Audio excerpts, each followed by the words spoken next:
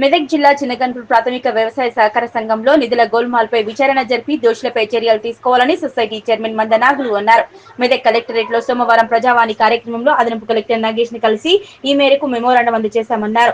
సొసైటీలో పాల్కవర్ నిధుల దుర్వినియోగానికి పాల్పడిందని ఆరోపించారని, ఎలాంటి నిధుల దుర్వినియోగం కాలేదని, పాత సీఈఓ తమపై అబండాలు వేస్తున్నారని అన్నారు.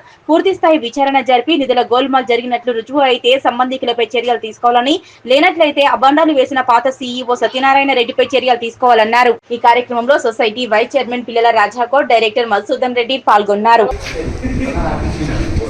నా పేరు మందనాగయ్య, ఏఎస్ఏ చిన్నగన్పూర్ చైర్మన్, కొల్చారం మండల్, మెదక్ జిల్లా నుంచి నేను మాట్లాడుతున్నాను. అందరికీ నమస్తే.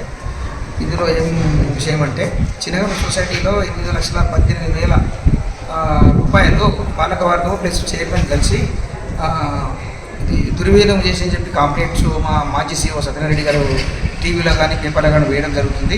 ప్రతిరోజు ఇప్పటికి 3 రోజుల నుంచి వస్తుంది. దానికి కూడా మేము ఈరోజు ప్రజావాణికి వెళ్ళి అక్కడ జేసీ గారికి మెమోరాండం సమర్పించి మా వివరాలు, పూర్తి వివరాలు, మేము తప్పులు చేసినట్టుంటే ఎంక్వైరీ చేసి మాకు కానీ శిక్ష పడేందుకు మేము సిద్ధంగా ఉన్నాం.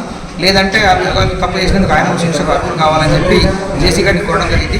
ఇంటి విషయంపై తొందరగా క్లారిటీ తీసుకోవాలని చెప్పి అధికారులకు కోరడం జరుగుతుంది.